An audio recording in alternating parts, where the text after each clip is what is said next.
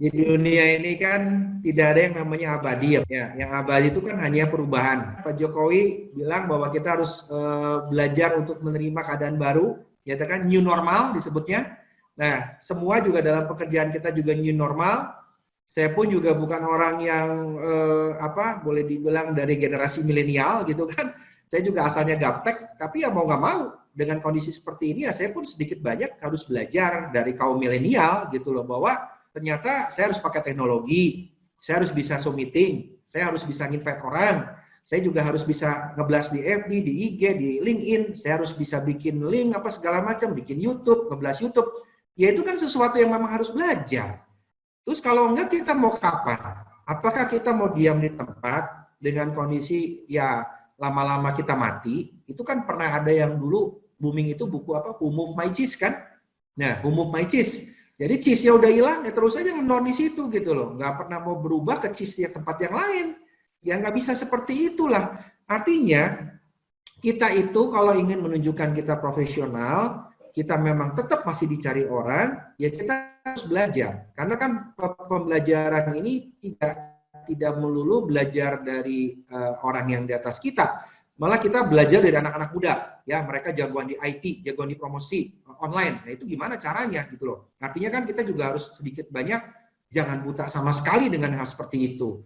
Terus belum lagi juga untuk hal-hal pengetahuan seperti saya kemarin, saya kan ngedengerin webinarnya Pak Hendro tentang siklus properti dan sebagainya, peluangnya bagaimana. Itu pun menjadi wacana untuk saya bisa berbicara kepada konsumen. Ya, Pak Ali Trianggada dan sebagainya, itu kan supaya kita juga bisa punya wawasan kalau ngomong ke konsumen itu bukan cuma asal omong gitu loh. Karena dimanapun kita itu harus meningkatkan apa yang disebut diri kita punya value. Kalau punya value, itu baru diri kita tuh bisa dihargai orang. Orang tuh kadang-kadang suka salah kaprah. Orang tuh mengejar apa yang disebut katanya kaya. Kaya, ya. Kaya itu kalau secara materi dalam bahasa Inggris kan artinya rich. Ya, wealth itu kan sebetulnya pengertiannya jauh lebih luas daripada sekedar rich. Rich itu bagian dari wealth. Jadi wealth itu mencakup apa kita memiliki harta kekayaan materi. Wealth itu kita mencakup kita memiliki harta kekayaan akan kesehatan, ya. Harta kekayaan akan kebijaksanaan. Wealth itu adalah harta kekayaan kita punya friendship, sahabat dekat. Itu kan harta kita juga, ya. Itu semuanya adalah harta. Family itu juga harta. Betul kan? Nah, wealth itu sebetulnya definisi wealth adalah value kali leverage. Kali leverage. Nah, like river artinya seperti sungai. Sungai itu gimana caranya? Semakin banyak air, itu artinya wealth kita semakin banyak. Ya. Nah, untuk semakin banyak air, itu gimana caranya? Yaitu kita semakin besar wadahnya. Sungai yang semakin lebar, semakin dalam, itu artinya airnya semakin banyak. Ya. Wealth-nya semakin banyak. Jadi, value itu adalah tanda panah ke atas dan leverage itu tanda panah ke kanan. Kita kalau punya wealth, kita punya value-nya cuman 1 poin atau 2 poin, mungkin kita punya wealth-nya cuma segitu-gitunya aja. Semakin kita tinggi, kita punya value, maka kita punya kedalaman dari si sungai itu semakin dalam. Ya, contoh misalnya begini, paling simpel. Ada misalnya kita punya anak dilesin sama satu guru les, ya. Guru les itu ngajar satu orang anak, anggaplah mungkin pada saat dia masih jadi mahasiswa magang gitu ya, kan banyak mahasiswa-mahasiswa yang lesin fisika, matematik, atau kimia, itu mungkin dia ngasih charge, anggaplah sekali datang cukup dia kasih charge 400.000. Terus berikutnya, tahun depan dia sudah mulai menginjak skripsi. Skripsi kan mungkin dia merasa bahwa dia udah bentar lagi sarjana ya. Nah, berikutnya juga ngelihat anaknya udah cocok sama dia. Angka-angka nilainya bagus gitu kan. Nilainya yang biasanya cuma do re mi sekarang jadi minimal udah 6 7 8. Nah, kira-kira kalau kita sebagai orang tua tetap mau melanjutkan dengan guru les ini nggak untuk semester depan? Pasti tetap kan. Pada saat si guru itu minta, tolong dong Pak, jangan 400.000. Kan sekarang juga segala-gala naik. Boleh nggak Pak saya naikkan jadi 800.000?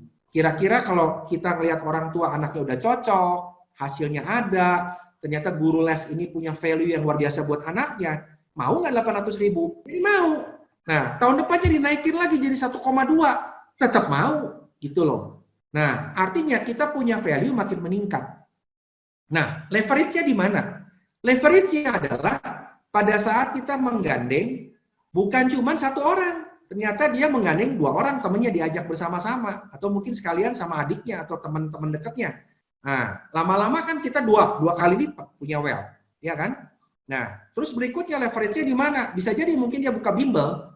Gitu kan? Nah, terus kalau di bisnis kita seperti apa? Bisnis kita pada saat kita punya value, cuman bisa nge-handle properti yang harganya 400 jutaan, ya komisinya kita cuma dapat 400 jutaan. Apalagi kalau cuma kerjanya sendiri. Dia pengen listing selling sendiri. Ya. Kalau pengen naik jadi 1M, berarti value dia harus ditingkatin kan, Pak? Cara presentasi dia harus diganti, dia harus belajar presentasi dia lebih baik lagi, knowledge dia juga harus dirubah, karena perilaku yang punya duit 1M, 2M akan berbeda dengan perilaku orang yang punya duit 400 juta. Akan berbeda tuh grafik panah ke atasnya itu akan berubah, akan lebih tinggi lagi. Nah, pada saat dia menghandle yang 10M, lebih tinggi lagi kesulitannya. Value-nya harus ditambah. Nah, apalagi kalau dia fungsinya ini dia cuma memperbanyak listing, dia manfaatkan leverage di kantornya, atau manfaatkan tim di kantornya, manfaatkan semua agen properti yang ada di kotanya, untuk sama-sama dia membantu menjualkan barangnya dia. Kira-kira leverage-nya jadi makin meningkat nggak? Makin meningkat, justru kan picik sekali gitu loh, karena tidak mau co-broking. Orang jelas-jelas itu meningkatkan leverage Anda. Nah, value Anda ini kan makin hari makin meningkat nggak di mata klien? Makin, karena kenapa? Ngerasa dari 10 listing, kalau nitip ke Edi, itu 6 terjual. Gitu loh. Dibandingkan nitip 10 listing oleh agen A, 10-10-nya sampai setahun 2 tahun nggak kejual-kejual. Nah, mau pilih mana yang punya value? Kan seperti itu masalahnya. Nah, samalah seperti kenapa orang bilang, itu Pak Ciputra almarhum. Dulu tahun 98 dibikin bangkrut kan? Sekarang semua uangnya hartanya didonasikan buat gereja, buat bikin persekutuan doa, atau Chairul Tanjung buat bikin madrasah, pesantren, buat bikin masjid, habis aja dananya 0. Pertanyaan saya, dari dana yang 0 ini, kalau kira-kira dalam 2 tahun, 3 tahun, dia bisa lagi nggak membangun kerajaan bisnisnya? Bisa, sangat bisa. Modal dari mana, Pak? Bisa ada pemodal yang investor yang punya duitnya berlebihan, tapi dia tidak tahu bagaimana cara mengelola bisnis, ajak join. 50-50, Pak Chairul Tanjung kasih 50%, pemodal 50%. Bisa broming lagi? Bisa, karena dia punya blueprint value-nya. Value-nya itu dari mana? Ya Anda harus learn till that. Terus tingkatkan value Anda. Belajar gitu loh. Nggak pernah Anda stop untuk belajar. Karena dengan belajar, Anda punya nilai. Anda pada saat ngomong, coba Anda bisa ketemu orang itu kalau yang sudah lama-lama di properti akan tahu persis. Ketemu orang nih, ini orang itu kelihatan gitu loh. Oh, ini nih orang yang kayak begini nih. Ada orang yang mungkin kelihatan banget, wah ini orang kayaknya pintar luar biasa nih. Diem, tapi kelihatannya begitu sekali ngomong, ini kena nih. Ini berarti orang luar biasa nih pintar. Nah, ini kan kita bisa melihat gitu, orang itu punya value sejauh mana. Nah, orang yang kadang-kadang cuma diem gitu ya, nggak banyak ngomong, sekali ngomong tuh langsung kena. Nah, ini orang-orang yang menurut saya punya value sangat tinggi. Dia lebih banyak listen, mendengar, tetapi dia bisa banyak menyimak, seperti dia rendah hati, ikut ngedengerin, padahal dia tahu di otaknya dia mesti ngapain dan mau ngomong apa. Strateginya mesti gimana. Nah, itu kita diasah untuk bisa melihat orang itu, kadang-kadang melihat kita gitu loh. Nah, itu tadi, balik lagi. Kalau kita pengen appreciate with commission, Anda harus learn till that. Saya ingin semua agen di bumi Indonesia ini bukan sekedar jadi agen, tapi Anda harus punya value supaya kita tidak susah, terutama saya pun tidak susah untuk narik otot sama pemilik untuk nego soal komisi. Karena kalau mereka sudah merasa bahwa agen itu punya value yang harus dihargai betul-betul, maka otomatis saya pun kalau mau ngomong komisi standar kan nggak susah. Jangan semua di-compare, banding-bandingin. Aku segini, yang ini segini. Kenapa kamu nggak bisa segini? Aduh, capek kan saya ngomongnya juga. Baru ngomongin soal komisi, belum ngomongin soal CMA-nya. Aduh, saya pikir harus punya value yang benar lah, supaya pada saat kita bergaining minta komisi itu jauh lebih mudah dan lebih gampang. Karena semua punya value yang boleh dibilang sama lah gitu. Dengan agen-agen itu tingkatan urgen itu tidak terlalu dipandang rendah oleh mata klien.